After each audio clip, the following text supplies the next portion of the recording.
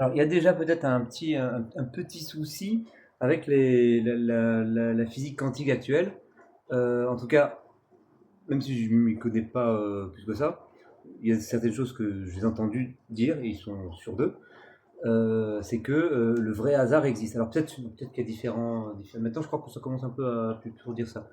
C'est-à-dire que ça nuirait au déterminisme. Euh, je parlerai après du libre arbitre, que ça change pas tellement le problème du libre arbitre d'ailleurs. Que j'ai un peu résolu la question de façon élégante, avec pas les mondes parallèles, mais la logique modale. Bref, hors sujet. Enfin, pas hors sujet du tout, mais pas tout de suite. Loin,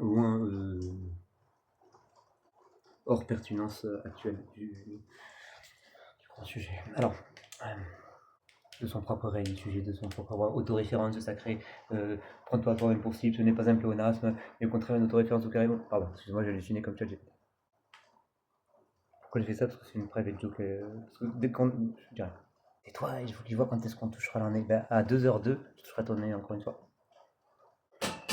Un peu de silence et ça suffit. Oui, donc pour raffiner un peu peut-être le fait que le monde soit un gros ordinateur, ce qu'il pourrait y avoir d'autre, on remarque qu'il y a tout de suite un petit problème, je dirais, qui est dû au fait que s'il y a du vrai hasard, comme le préconise peut-être la physique quantique, souvent on entend ça c'est du vrai hasard, c'est du vrai random. Ben, un ordinateur je veux dire, ne peut pas créer du random. C'est une impossibilité théorique, donc les deux théories se contredisent. Donc peut-être qu'il y en a une qui est fausse, peut-être les deux. Peut-être qu'on peut, du coup, ça serait marrant de savoir si on ajoute à la calculabilité le random, si on met un oracle random, Dieu ne joue pas au dé, c'est pas drôle. Si c'est drôle, mais bon, pas le temps. Donc on prend un oracle, c'est un truc de logicien ça.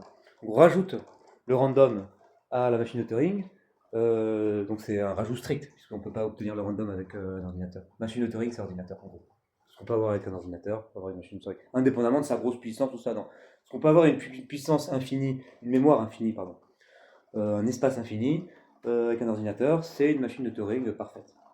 Il y en a qui ont besoin de plus ou moins de mémoire, donc ça ne contredit pas leur machine de Turingicité. D'accord. Bon.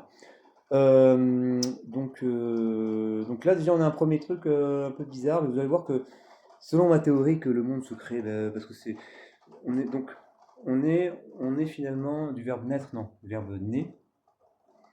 Euh, enfin, le monde physique est ça c'est mon spoiler alert, un modèle mathématique. Donc, de toute façon, si on a les deux premiers axiomes, qu'est-ce que ça va être d'autre? C'est pas pourquoi quelque chose plutôt que rien, c'est pourquoi pas quelque chose pas alors que tout.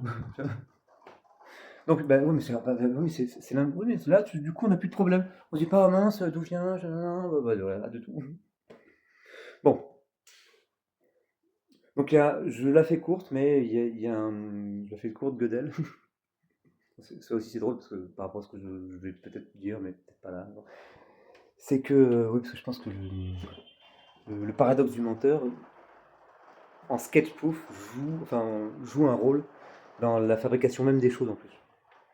La texture en fait que le méta entretient avec son objet crée des réalités et je pense qu'il y a un truc, le truc qui fait comment ça se crée, l'outil ça va être les fractales qui vont nous permettre de défragmenter un peu l'intégralité, ça s'appelle des nombres entiers, intégralité pour les nombres entiers, ouais, je me répète un peu. Mais aussi l'espèce de modus ponens bizarre qu'il y a dans la preuve ontologique pour définir les propriétés positives. D'ailleurs, la preuve ontologique ne parle pas d'un dieu, elle parle de tous les dieux possibles qui vérifieraient qui auraient toutes les propriétés positives. Propriétés positives, ça va contenir l'existence nécessaire. L'existence nécessaire, bon, c'est un petit axiome qui dit que ça existe forcément dans tous les mondes. Alors, on va se fatiguer à différencier les objets des propriétés qu'ont ces objets qui les caractérisent ou des propriétés qui ne les caractérisent pas. Mais donc, au lieu de pour parler d'objets, on va parler de la propriété qui le caractérise, qui permettra justement de prendre la distance, qui permet le méta de dire là. Bon, je vous laisse. Là, je dis un peu un truc pour, même si vous ne comprenez pas, vous dire que l'enjeu, ça va être justement une espèce de. Ça va être, ça va être la machine à métaïser bien comme il faut. Bon, c'est avec les mondes. Avec les mondes de la logique modale. Ça va. Logique mondale. Ça va pouvoir se faire. Donc ça, j'ai l'intuition qu'il y a on pourra peut-être le tester d'ailleurs. tester des fabrications de réalité. J'ai hâte de faire ça avec un gros ordinateur de Turing. Donc là, on aura mélangé un peu de random. Il faudra des petits chinois qui tirent au dé. Pardon pour la Chine. Donc, axiome un peu, non, pas axiome, mais ce qui s'ensuit. Hein, quand je dis les constantes, n'existe tout ce qui a une unité ne peut pas être constant. Peut pas être constante. Le plat n'existe pas en gros pour le gars. Il existe dans l'esprit, dans l'idéal. Donc l'univers, par exemple, c'est pas plat pour moi. Mais ça, c'est pas, ça, c'est une petite hypothèse, tiens. Faudrait voir de quoi ça pourrait découler. Mais par contre, quelque chose d'un tout petit peu plus, alors qui découle un peu des autres, mais on va quand même avoir un petit besoin d'un axiome qui va être l'axiome du run, je dirais. Écoutez bien. Donc on a pris les deux premiers axiomes, platoniciens et de Sturm, on va dire, pour simplifier. Les mathématiques étaient toujours là. Le monde est un gros ordinateur. Donc le monde s'allume, tout éteint. Le monde est un. Donc le monde est un modèle, le monde physique est un modèle mathématique. Donc, peut-être on peut imaginer que on appuie sur Run, peu importe que ça soit le Big Bang ou soit peu importe. À la limite, on a vraiment d'autres chats à fouetter, mais vraiment. En plus, là, mon truc, c'est maintenant on peut déjà l'utiliser. Et on se rend compte que vraiment le Big Bang ça ressemble au Père Noël. Et je vous signale que le Père Noël, si vous n'avez pas dit, soyez honnête, vous y croyez encore, soyez honnête. Soyez honnête, soyez des marionnettes, parce que j'ai appuyé sur pause, mais je sais pas si j'avais fait la blague ou pas. Donc, gros ordinateur, je sais plus ce que j'ai dit. Bon, ça fera en trois parties.